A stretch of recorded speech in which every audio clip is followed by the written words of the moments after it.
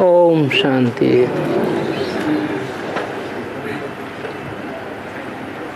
Class चल रहा था 10/4/67 का तीसरे पेज के मध्यार्ध में बात चल रही थी। अभी तुम 21 जन्मों के लिए नई दुनिया में ट्रांसफर होते हो। तुमको रिटर्न में 21 जन्मों के लिए मिलता है और भक्ति मार्ग में तो एक जन्म के लिए अल्पकाल के लिए ट्रांसफर करते हैं। तुम तो ट्रांसफर करते हो 21 जन्मों के लिए। जानते हो कि बाप तो है ही दाता। ये बाप के लिए ड्रामा में नूंद है कि वो दाता है, लेने वाला नहीं है। ऐसे तो जो जितना करते हैं वो उतना पाते हैं।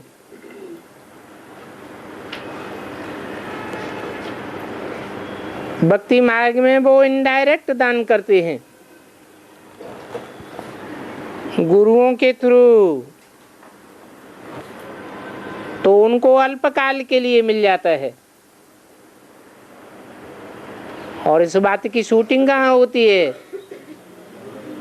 कब, कहाँ होती है?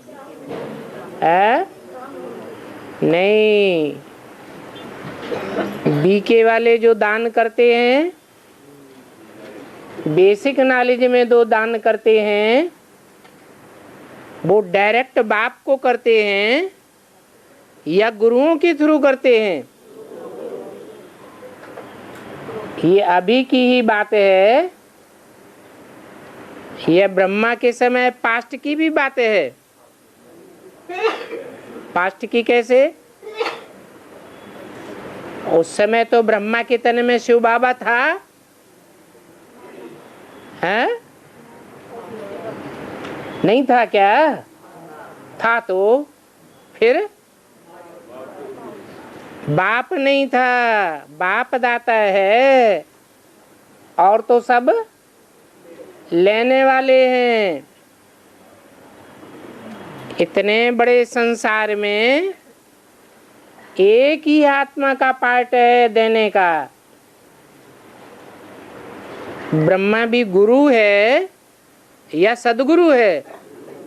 हैं? गुरु है, तो उनसे अल्पकाल का मिलता है गुरुओं से। यहाँ तुम डायरेक्ट बाप को करते हो, जिसका रिटर्न तुमको 21 जन्मों के लिए मिलता है।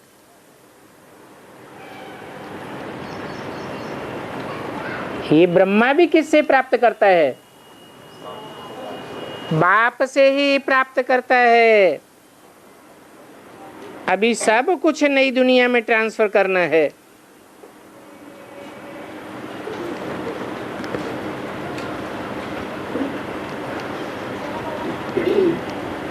इनको देखो, किनको? ये नहीं कहा इसको देखो, इनको देखो। किनको देखो? अरे किन में प्रवेश करते हैं? जिन में प्रवेश करते हैं मुकर्रर रूप से या टेम्पररी रूप से, इनको देखो कितनी बहादुरी करते हैं। तुम कहते हो सब कुछ ईश्वर ने दिया है, तो अभी बाप कहते हैं अभी सब कुछ हमको दे दो। भक्ति मार्ग में तुम कहते आए ना, किसने दिया है? ईश्वर ने दिया है। तो अभी मैं प्रैक्टिकल आया हुआ हूं। हम तुमको विश्व की बादशाही देते हैं। इस बाबा ने तो फट से दे दी। कुछ भी छुपाया नहीं, फुल पावर दे देते हैं। नशा ही चढ़ गया, हमको विश्व की बादशाही मिलती है। बच्चों आदि का कुछ भी ख्याल नहीं किया, बस बुद्धि में बैठ गया देने वाला ईश्वर है, तो फिर जिम्मेवारी थोड़ी ही रही किसी की।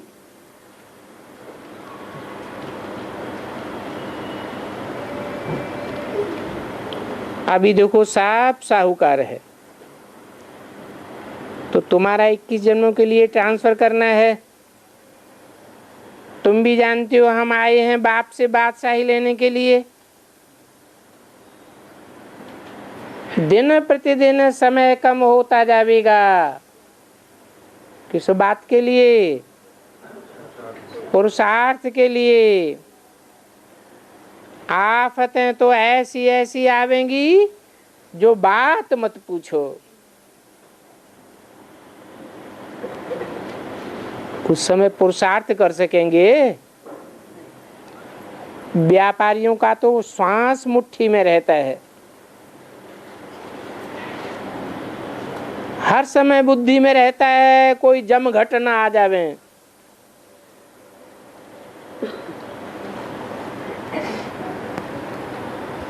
इनकम टैक्स वाले आते हैं सिपाहियों के साथ,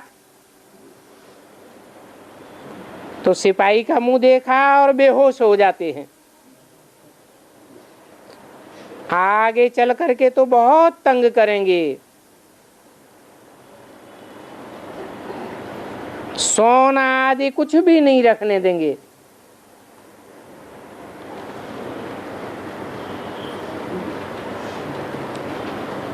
बाकी तुम्हारे पास क्या है?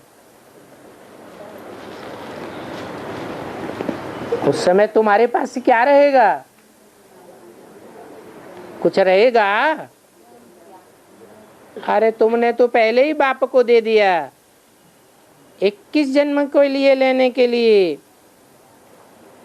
तुम्हारे पास पैसे ही नहीं रहेंगे जो कुछ खरीद करके खा सको।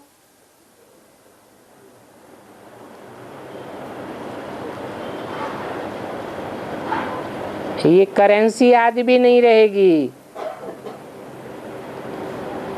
राज्य ही बदल जाता है ना।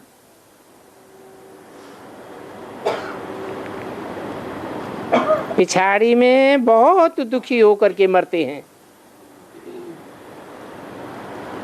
बहुत दुखों के बाद फिर बहुत सुख होगा।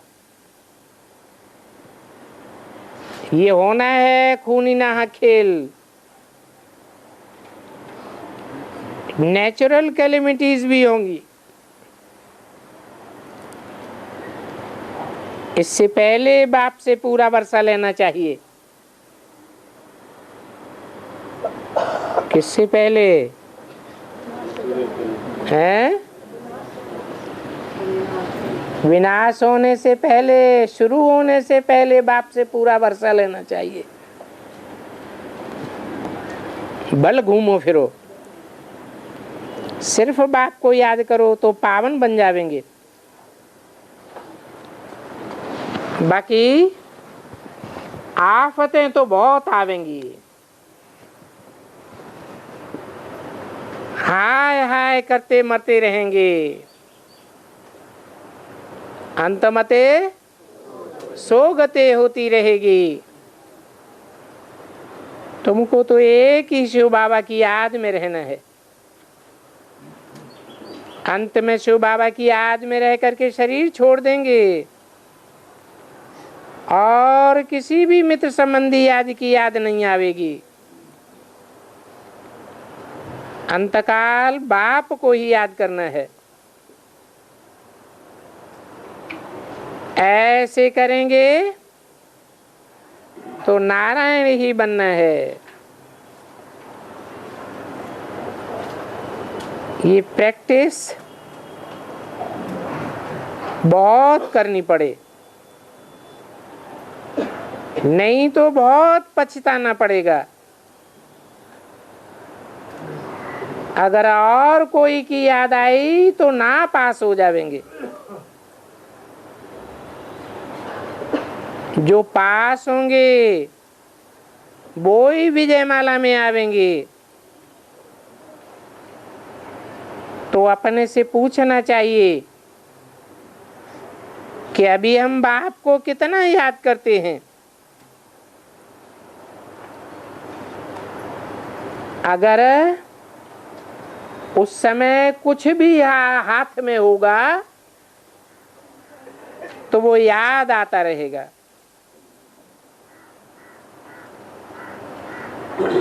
अंतकाल में याद जरूर आवेगा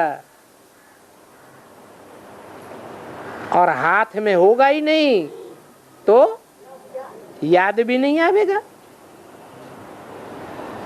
बाप कहते हैं हमारे पास कुछ भी नहीं है, ये हमारी चीज नहीं है, ये तो खत्म हो जाती है। इसलिए एक बाप को ही याद करते हैं, अलफ और बे, बस यही प्रैक्टिस करनी है। बाकी गृहस्थ व्यवहार में तो रहना ही है। कन्याएं तो फ्री होती हैं, कन्याओं को नौकरी तो करना नहीं है।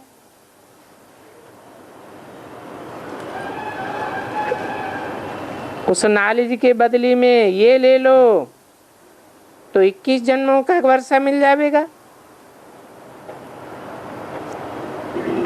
नहीं तो स्वर्ग की बादशाही गंवा देंगी। तुम यहाँ आते ही हो बाप से वर्षा लेने के लिए।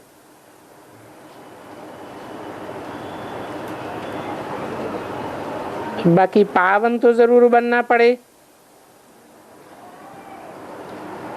श्रीमत पर चलेंगे तो कृष्ण को गोद में लेंगे। कहते भी हैं कृष्ण जैसा पति मिले अथवा बच्चा मिले। तुमको साक्षात्कार भी होता है बाल लीला आदि का। फिर कई तो उसको जादू समझ लेते हैं, कोई अच्छी रीति समझ लेते हैं, कोई तो फिर उल्टा सुल्टा उठाते हैं। ओम शांति।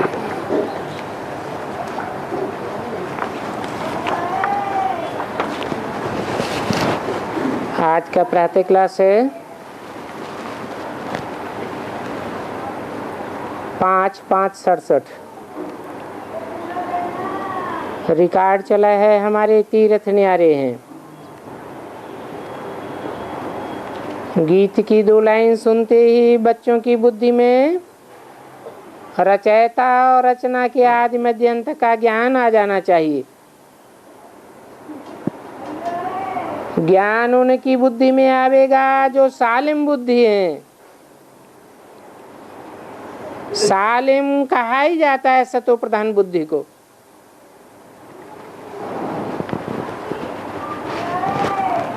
बाकी तो सतो प्रधान भी हैं तो सतो रजो तमो भी हैं।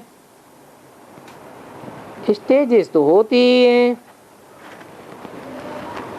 बच्चे जानते हैं हमारी जो पत्थर बुद्धि हो गई है उसको पारस बुद्धि बनाने वाला शिव बाबा आया हुआ है।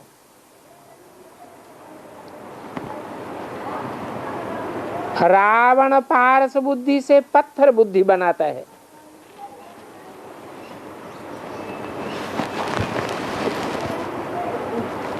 क्योंकि रावण का तो अभी राज्य है तो उनकी मत पर चलते चलते पत्थर बुद्धि बन जाते हैं।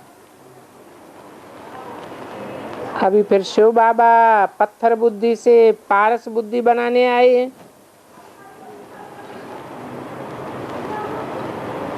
पारस के लिए गायन है ना, छूने से ही सोना बन जाता है। सो बनेंगे तब जब के श्रीमत पर चलेंगे। अगर औरों की मत पर चलेंगे तो उनका ही संग का रंग लगता रहेगा। अब जितना जो चलेगा उतना ही वो बनेगा। परंतु ये बात भी तुम बच्चे जानते हो, नंबरवार पुरुषार्थ अनुसार बाप आकर के दैवी राजधानी स्थापन करते हैं और तुम बच्चों से करवाते हैं। हम ब्राह्मणों को देवी देवता बनाते हैं।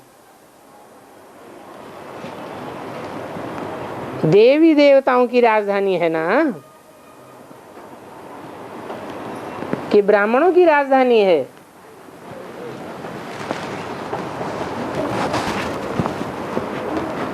जो बोला हम ब्राह्मणों को देवी देवता बनाते हैं, ये हम किसके लिए इंट्रोड्यूस हुआ है?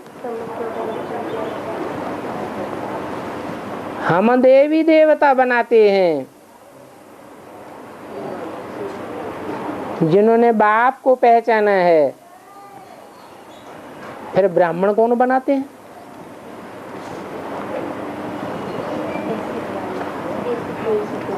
ब्रह्मा द्वारा ब्राह्मण धर्म की रचना होती है और प्रजापिता ब्रह्मा द्वारा देवी देवता सनातन धर्म तैयार होता है। देवी देवताओं की राजधानी तो होती है ना, परंतु ये भी दुनिया में कोई को पता नहीं है। चलो दुनिया वालों को पता नहीं है, ब्राह्मणों को तो पता होगा है? कौन से ब्राह्मणों को पता है और कौन से ब्राह्मणों को पता नहीं है? हैं? जो रुद्र बाप के बच्चे हैं उनको पता है कि अभी दैवी राजधानी स्थापन होनी है। इसी जन्म में या अगले जन्म में? इसी जन्म में दैवी राजधानी स्थापन होनी है। उन ब्राह्मणों को पता ही नहीं है कि इसी जन्म में देवी देवता बनना है। तो बोला कि तुम बच्चों में भी नंबरवार जानते हो कि हम ऊंचे ऊंचे राजधानी के बनते हैं। अगर थोड़ा भी सुना तो सतयुग में तो आवेंगे।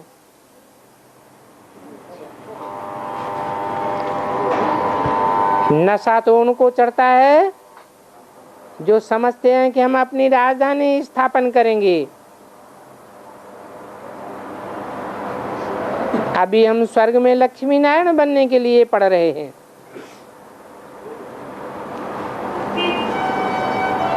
कई तो बिल्कुल ही नहीं जानते हैं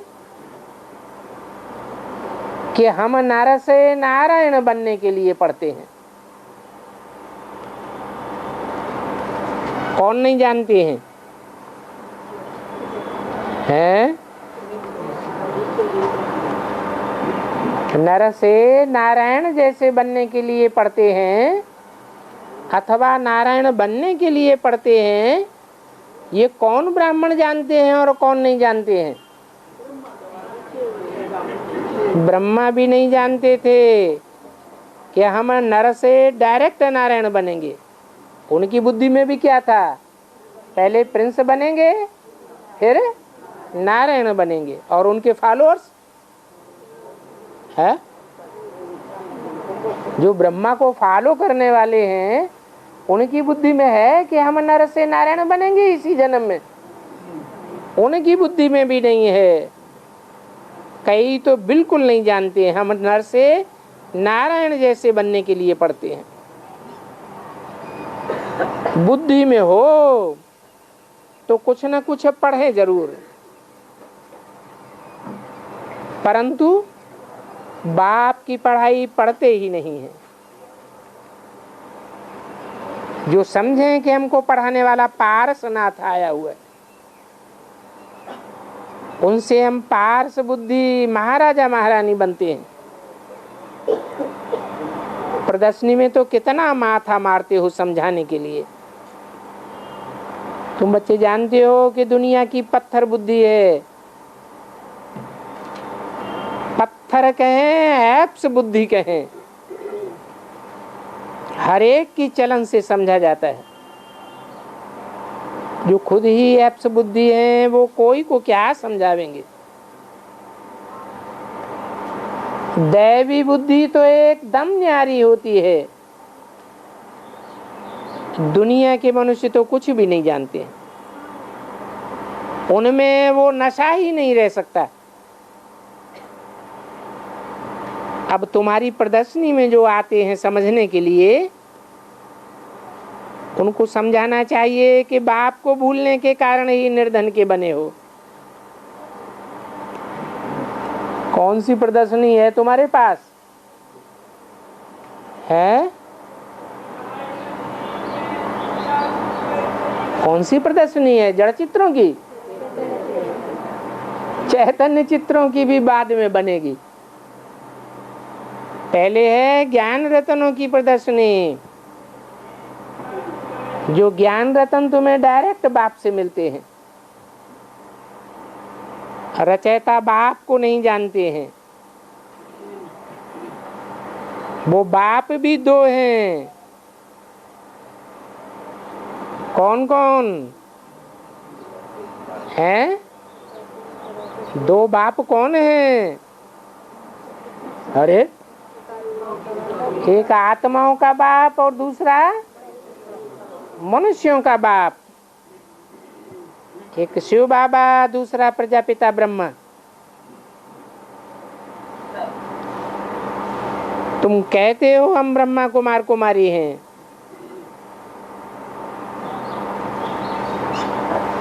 सिवाय प्रजापिता ब्रह्मा के इतने कुमार कुमारियां कहां से आए? पत्थर बुद्धि ये भी नहीं समझते हैं। कौन नहीं समझते हैं कि बाप के बिगड़ बच्चे कहां से आवेंगे? उनसे पूछो तुम किनके कुमार कुमारी हो, तो क्या कहेंगे? हम ब्रह्मा कुमार कुमारी हैं। ब्रह्मा माने ही ब्रह्म माने बड़ी, माँ माने माँ, बड़ी अम्मा के कुमार कुमारी हैं। बाप कहते हैं कि बाप के बिगड़ तो बच्चे पैदा हो ही नहीं सकते। ये भी समझ नहीं है कि शिव बाबा प्रजापिता ब्रह्मा द्वारा ब्राह्मण ब्राह्मणियां बनाते हैं,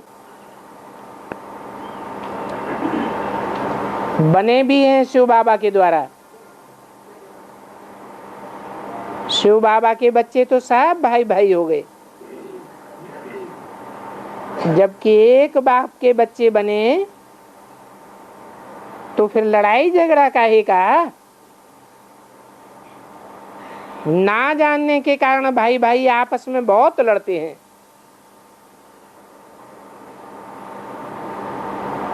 क्या समझा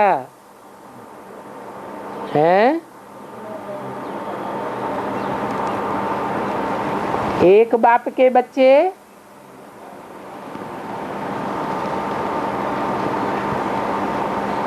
और फिर अलग अलग बाप के बच्चे दुनिया में कैसे हो गए?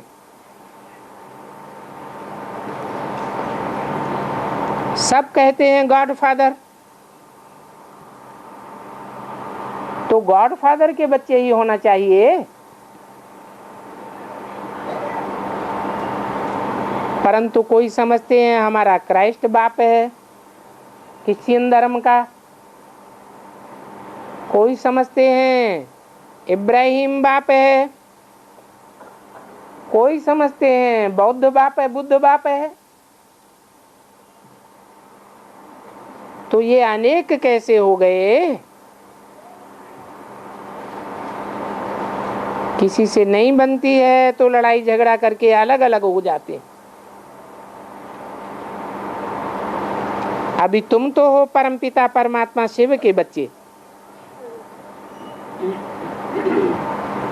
तो बुद्धि में यही रहना चाहिए कि हम आत्मा शिव बाबा की संतान हैं। शिव बाबा की संतान कौन सा वर्षा पावेंगी? शिव बाबा है ही हेवनली गॉड फादर, तो संतान को कौन सा वर्षा मिलेगा? जरूर हेवन का वर्षा मिले। तो तुमको भी स्वर्ग का मालिक होना चाहिए, परंतु ये भी जानते हो कि हम सिवाय ब्रह्मा के स्वर्ग के मालिक नहीं बन सकते। ये बात भी अच्छी रीति बुद्धि में चलनी चाहिए। बहुत अच्छे अच्छे बच्चों की बुद्धि में थोड़ी बात भी नहीं चलती है। देह अभिमान बहुत है, समझते हैं कि हम सब कुछ पढ़ चुके। बाप कहते हैं अब तक तो तुम कुछ भी नहीं सीखे हो। कब तक की बात बताई? कौन से सन की मुरली है? 67 तक बताया कि तुम कुछ भी नहीं समझे हो, क्योंकि देह अभिमान बहुत है। थोड़ा भी किसी को समझाया तो देह भान बहुत आ जाता है। बाकी अभी तो तुम बच्चों को बहुत पढ़ना है, बहुत पढ़ना है। 67 में बोल रहे हैं, 69 में शरीर छोड़ दिया, तो बहुत कैसे पढ़ लें? है पढ़ाई तो खत्म हो गई, फिर बहुत कब पढ़ना है? तो पहली बात समझाओ कि सब एक बाप की संतान भाई भाई हैं। सब कौन? जो भी धर्म वाले हैं वो सब किसकी संतान हैं? अलग अलग बाप की संतान हैं कि एक बाप की संतान हैं? एक ही बाप की संतान सारी दुनिया है। वो कौन सा बाप है? जिसको अंग्रेज लोग कहते हैं एडम, मुसलमान कहते हैं आदम, जैनी लोग कहते हैं आदिनाथ, और हिंदू कहते हैं आदिदेव। वो शिव बाबा स्वर्ग का रचयिता है, हेवनली गॉड फादर कहा जाता है ना। हेवन स्थापन करने वाला है। निराकार है या साकार है? हेवन कौन स्थापन करता है? प्रजापिता स्थापन करता है, मनुष्य सृष्टि का बाप स्थापन करता है, या आत्माओं का बाप स्थापन करता है? हैं? आत्माएं है निराकार, तो आत्माओं का बाप भी है निराकार। अभी वो स्वर्ग स्थापन कैसे करे? निराकार कैसे करेगा? हेवन में तो होते हैं देवी देवताएं। अभी मनुष्य को देवता कैसे बनाते हैं, ये बात कोई भी नहीं समझते हैं। देवताओं के आगे माथा टेकते हैं, समझते हैं कि ये देवताएं हो करके गए हैं, बाकी हम तो देवताएं नहीं हैं। हम तो भिखारी मनुष्य हैं। परंतु बाप ने आकर के नर को नारायण कैसे बनाया, मनुष्य से देवता कैसे बनाया, ये कोई मनुष्य नहीं जानते हैं। गाते हैं मानुष से देवता किए करतन लागी बार,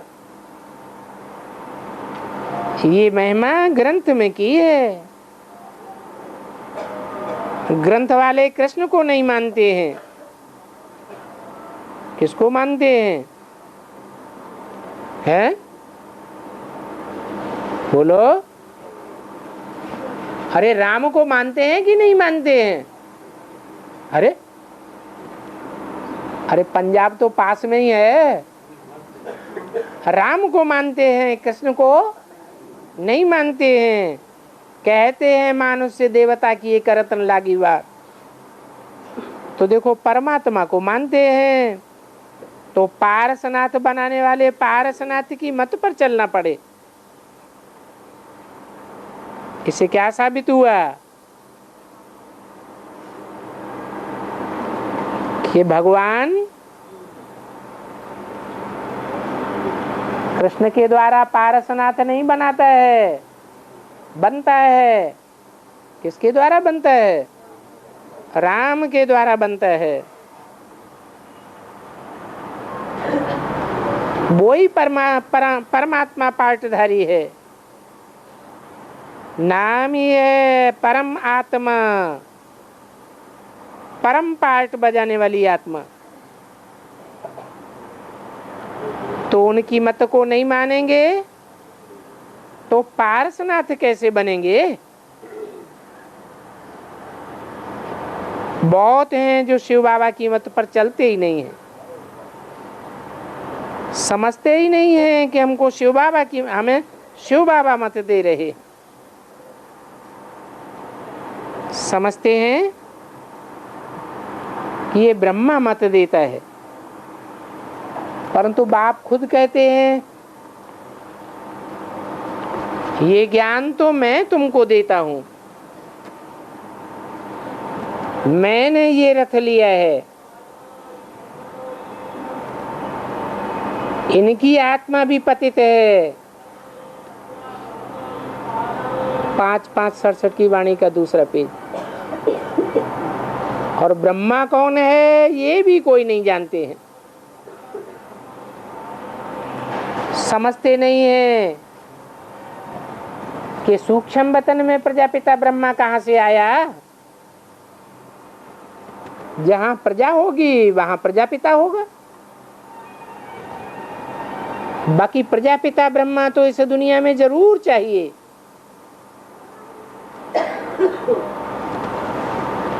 जब तक ये मनुष्यों की सृष्टि मौजूद है,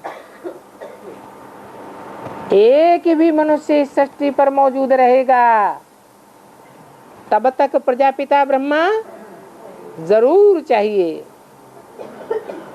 प्रजापिता ब्रह्मा द्वारा भगवान ही देवी देवता बनाते हैं।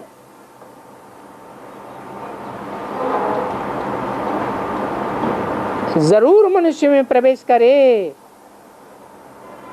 तब तो तुम ब्रह्मा से देवता बनो। तो ईश्वर की संतान तुम यहाँ पर ही बनते हो। सतयुग में तो ये ज्ञान भी नहीं होगा कि हम ईश्वर की संतान हैं।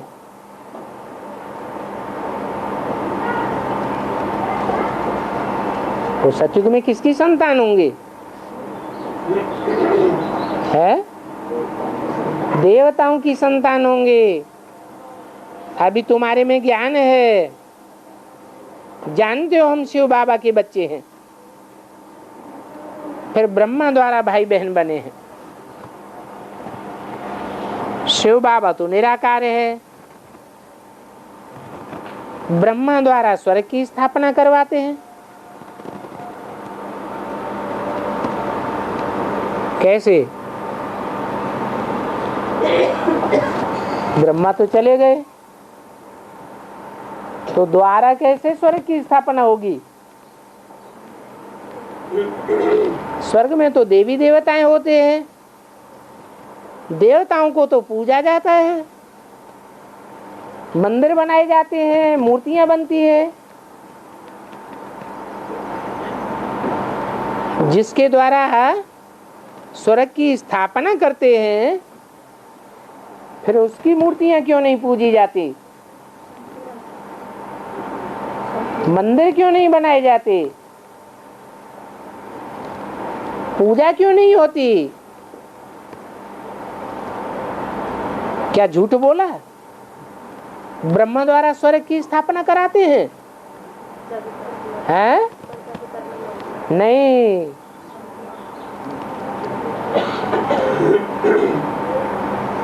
वही ब्रह्मा जो दाढ़ी मूछ वाला है, शरीर छोड़ने के बाद कोई माता में प्रवेश करते हैं। ब्रह्मा की भले पूजा नहीं होती है, मंदिर नहीं बनते हैं, मूर्तियां नहीं बनती हैं, क्योंकि पुरुष तन है, सब पुरुष दुर्योधन दुशासन है, इसलिए उनकी पूजा कैसे होगी? तो जब ब्रह्मा शरीर छोड़ते हैं, कोई माता के तन में प्रवेश करते हैं, तब उसको कहा जाता है जगदम्बा। उस जगदम्बा की पूजा होती है, जगदम्बा के मंदिर बनते हैं, जगदम्बा की मूर्ति बनती है। इसलिए बोला जगदम्बा कहो, ब्रह्मा कहो। मुरली में भी बोला है, वास्तव में ये ब्रह्मा ही तुम्हारी जगदम्बा है। तो आत्मा की तरफ इशारा किया या दाढ़ी मूछ वाले शरीर की तरफ इशारा किया? आत्मा की तरफ इशारा किया। अब ब्रह्मा और विष्णु का ज्ञान भी तुम बच्चों को मिला है, जानते हो ब्रह्मा से विष्णु बनते हैं। अब सूक्ष्म वतन में ब्रह्मा से विष्णु कैसे बनेंगे? यहाँ पर ही समझाया जाता है कि प्रजापिता ब्रह्मा यहाँ है, सो ही फिर विष्णु बनेंगे। क्या कहा है? अव्वल नंबर विष्णु कौन हुआ? प्रजापिता ब्रह्मा अव्वल नंबर विष्णु हुआ। बाकी विष्णु की जो 4 भुजाएं हैं वो भी ब्रह्मा हैं। नंबरवार ब्रह्मा है तो नंबरवार विष्णु बनते हैं। कोई राइटियस भुजाएं हैं, कोई लेफ्टिस्ट भुजाएं हैं, कोई नीचे की भुजाएं हैं, कोई ऊपर की भुजाएं हैं। भुजाएं अपने आप चलती हैं क्या कि कोई चलाने वाला होता है? आत्मा ही चलाती है। तो वो आत्मा कौन जो उन भुजाओं को चलाने वाली है? वो प्रजापिता अर्थात राम की आत्मा, जिसे राम बाप कहा जाता है। राम बच्चा कहा जाता है कि बाप कहा जाता है? कृष्ण को बच्चा बोला है और राम बाप कहा जाता है। वो राम वाली आत्मा ही विष्णु के मस्तक में है, वो ही इन 4 भुजाओं को चलाने वाली है, ज्ञान के अनुसार ही चलाती है। तो बरोबर तुम प्रजापिता ब्रह्मा की औलाद देवता बन रहे हो। विष्णुपुरी अथवा लक्ष्मी नारायण के राज्य के मालिक बनते हैं। बाबा ने बच्चों को कल भी समझाया कि ध्यान दीदार में माया बहुत प्रवेश करती है। ऐसे नहीं कि ये दीदार करते हैं इसलिए उनकी पूंछ पकड़नी है। बहुत बच्चे ऐसे हैं कि ध्यान में जाने वाली दीदी दादी दादाओं के पूंछ पकड़ के बैठे। बाप कहते हैं ये तो पढ़ाई है, इसमें ध्यान दीदार की बात नहीं है। तुम्हारे संबंधी आदि भी कहते हैं कि हम तुम्हारी पूंछ पकड़ लेंगे, तुम ज्ञान में चलो, हमें नहीं चलना है। तुम जब स्वर्ग में जावेंगे तो हम तुम्हारी पूंछ पकड़ लेंगे। तो देखो भक्ति मार्ग में उन्होंने फिर जानवर दिखाई दिए।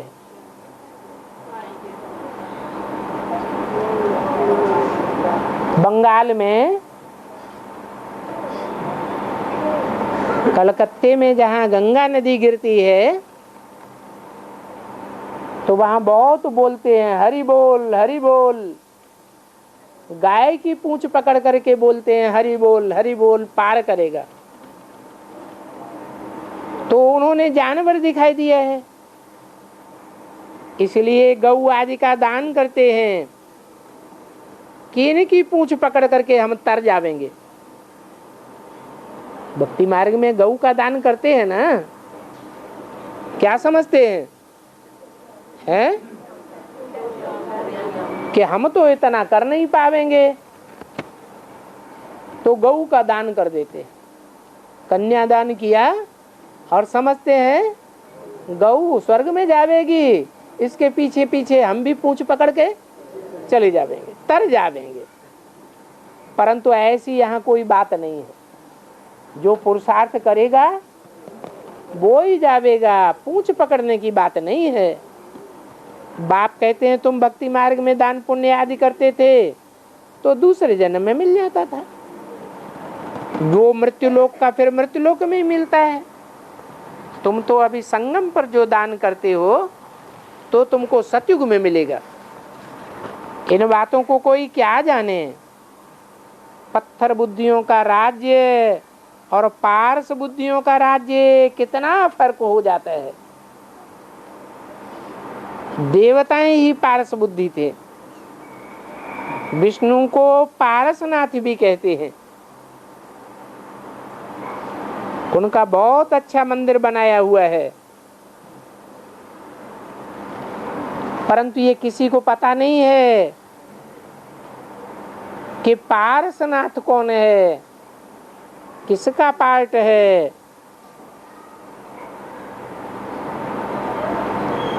पारसनाथ के मंदिर में 4 दरवाजे दे दिए हैं। ब्रह्मा, विष्णु, शंकर और कृष्ण भी दे दिया है। एक एक दरवाजे पर दर्शन करके कुछ न कुछ रखना होता है।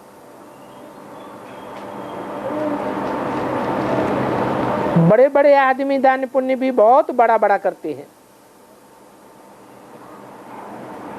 एक दरवाजा खोला, सोने की गिन्नी रखी, फिर दूसरे पर भी गिन्नी रखेंगे, चारों पर एक जैसा ही रखना पड़े। मनुष्य 1,00,000 2,00,000 भी दान पुण्य करते हैं। पारसनाथ का मेला बहुत लगता है सर्दी में। क्या बेहद का अर्थ हुआ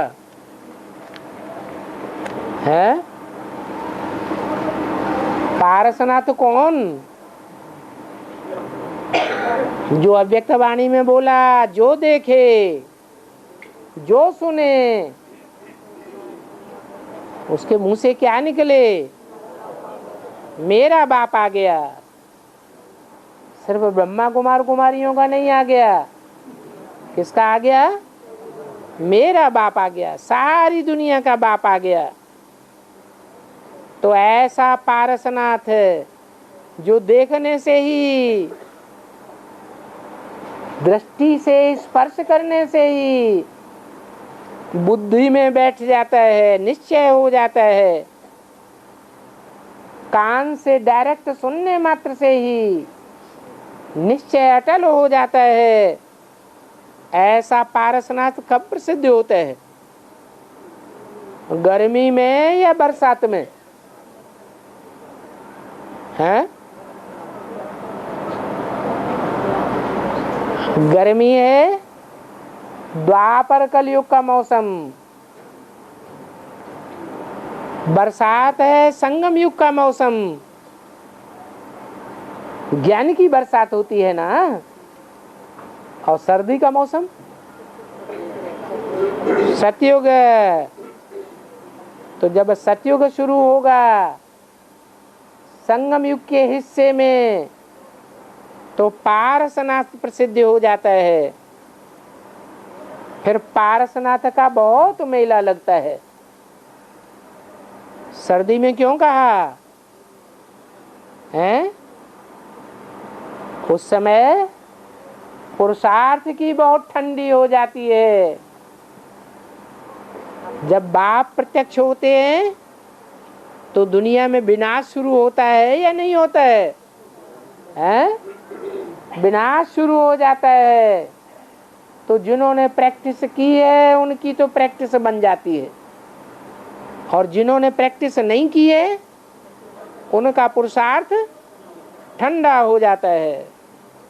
तुम बच्चे अभी नंबरवार पुरुषार्थ अनुसार जानते हो कि पारसनाथ किसको कहा जाता है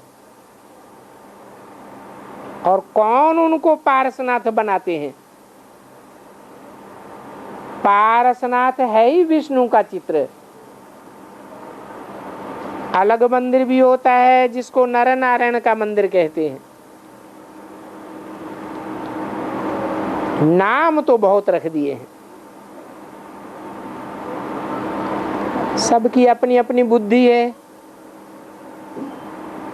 तो अब बाप समझाते हैं कि तुम सब भाई भाई हो,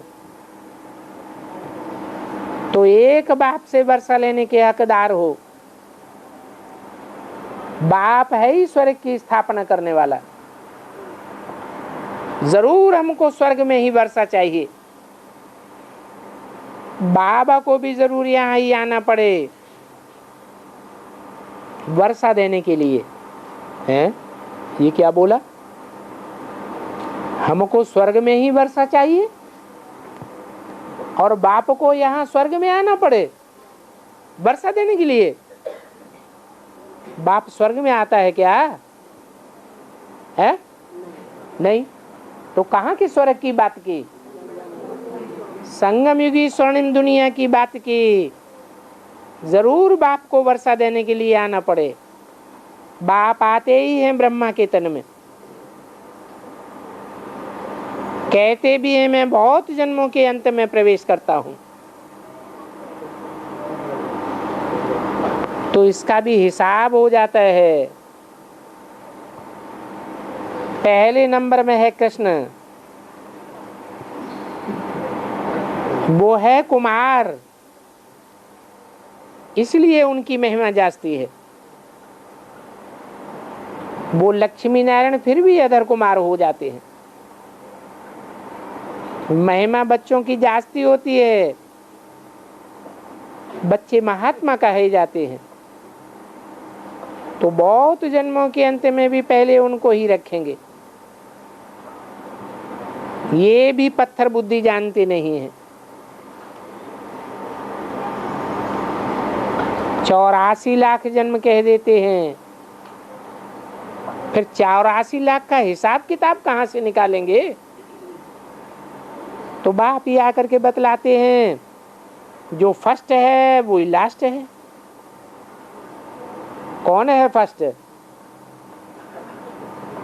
है तुम ही फर्स्ट में थे,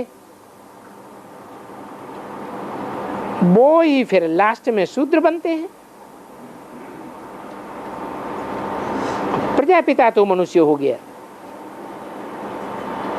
शिव को मनुष्य नहीं कहेंगे। ये प्रजापिता ब्रह्मा कहाँ से आया? कहते हैं बहुत जन्मों के अंत में इनके शरीर को अपना रथ बनाया। एडाप्ट करते हैं ना, स्त्री को भी एडाप्ट करते हैं, फिर पियर घर का नाम बदल करके ससुर के घर का नाम रख देते हैं। बाप ने भी इनमें प्रवेश किया। किनमें? इनमें माने किनमें प्रवेश किया? अरे राम और कृष्ण में प्रवेश किया। यज्ञ के आदि में भी, जब 10 वर्ष आदि में यज्ञ चला तो पहले राम वाली आत्मा में प्रवेश किया, 10 वर्ष के बाद कृष्ण वाली आत्मा में प्रवेश किया। तो इनका नाम क्या किया है? बदल दिया। ब्रह्मा का नाम ब्रह्मा कब से पड़ा? क्या सन 36 से पड़ा? सन 36 में ओम मंडली कहते थे या ब्रह्मा कुमारी विद्यालय नाम था? इससे क्या साबित हुआ कि जब से ब्रह्मा कुमारी विद्यालय नाम पड़ा तब से ही ब्रह्मा में प्रवेश हुआ, और प्रवेश करके इनका नाम बदल करके दादा लेखराज से क्या हो गया, ब्रह्मा हो नहीं, ब्रह्मा नाम पड़ा। ऐसे नहीं कि सन 36 में प्रवेश किया, सन 36 में तो साक्षात्कार हुए थे। साक्षात्कार होना अलग बात है और प्रवेश होना अलग बात है। साक्षात्कार तो तुलसीदास, सूरदास, रैदास, मीरा को भी हुए, तो क्या उनमें बाप ने प्रवेश कर लिया? नहीं, इनको अडाप्ट करके जैसे कि घरवाली बना लिया। किनको है, किनको अडाप्ट करके घरवाली बना लिया? राम और कृष्ण वाली आत्माओं को। कहते हैं ना, इन द्वारा मैं तुमको अपना बनाता हूँ। इनको माता भी कहा जाता है तो पिता भी कहा जाता है। प्रजापिता ब्रह्मा कहते हैं ना, फिर ब्रह्मा बाप भी कहते हैं ना, तो इनको माता भी कहते हैं, पिता भी कहते हैं। शिव बाबा को तो माता नहीं कहेंगे क्या? शिव बाबा को माता कहेंगे या पिता कहेंगे? है, शिव बाबा तो माता नहीं बनता है, वो तो निराकार फादर है। हम उनके बच्चे हैं, उनको माता पिता दोनों कहते हैं। इनमें मैं प्रवेश करके अडाप्ट करता हूँ।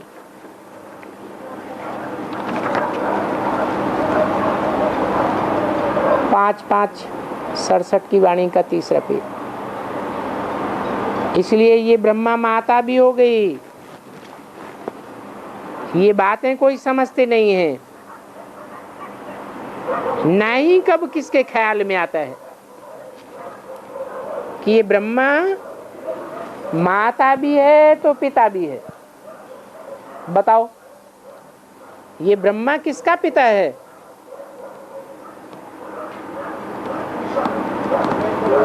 माता तो सारी दुनिया की है, जगदम्बा, परंतु ब्रह्मा दाढ़ी मूछ के रूप में जो है वो पिता किसका है? हाँ, बीके जिन्हें कहा जाता है, जो कहते हैं कि हम किसकी संतान हैं? ब्रह्मा की संतान है, अपने बाप का नाम नहीं बताते हैं। इसका इससे साबित होता है कि बाप की पालना भी इनको ब्रह्मा से मिली है और माता की पालना भी ब्रह्मा से मिली है। तो देखो, किसके ख्याल में भी नहीं आता है कि ब्रह्मा माता भी है तो पिता भी है। कहते भी है ब्रह्मा बाप बिल्कुल ही पत्थर बुद्धि ज्ञानहीन बन गए। बाप कहते हैं शास्त्र ही भक्ति मार्ग में है, भक्ति मार्ग के गिरने के मार्ग के हैं।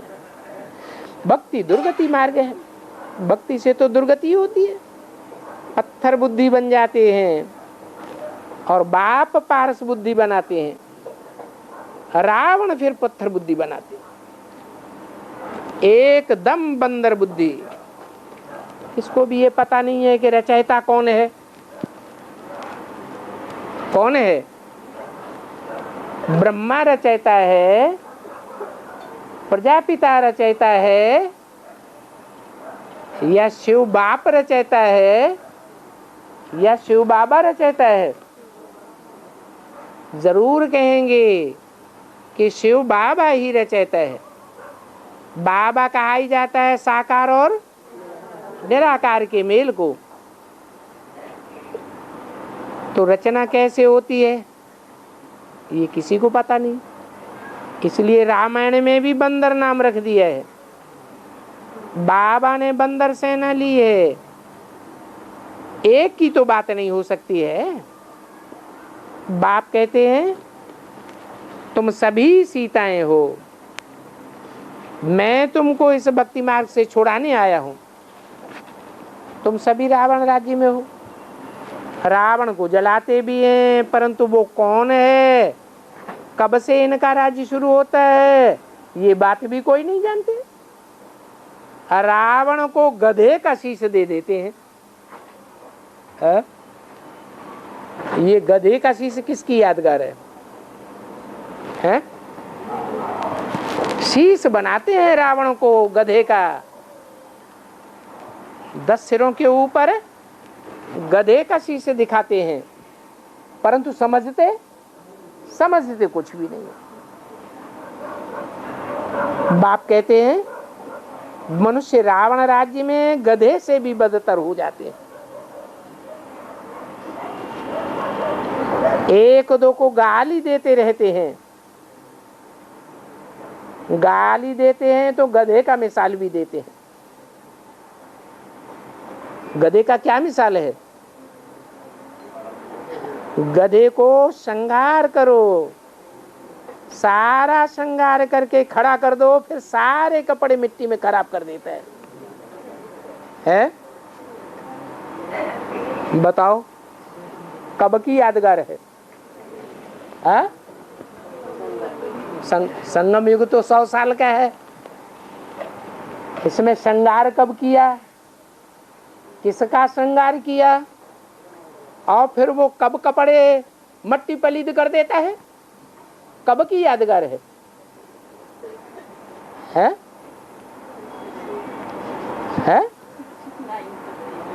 69 तक श्रृंगार किया ज्ञान रत्नों से, फिर उसके बाद देवभान की मिट्टी में लौट गया। ये कब की बात है?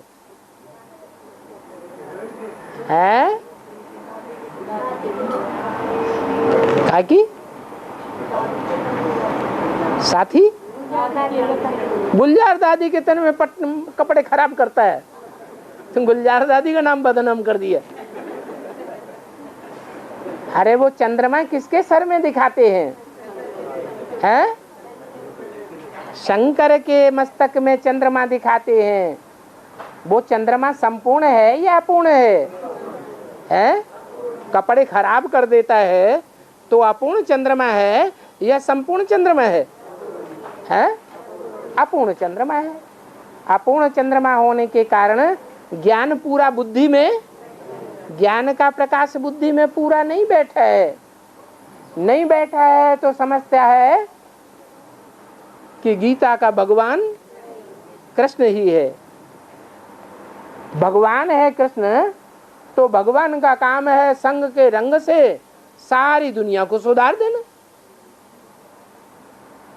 सारी दुनिया के संग के रंग से देवताएं भी और मनुष्य भी नीचे गिरते हैं, और ये भगवान के संग के रंग से ऊपर उठते हैं।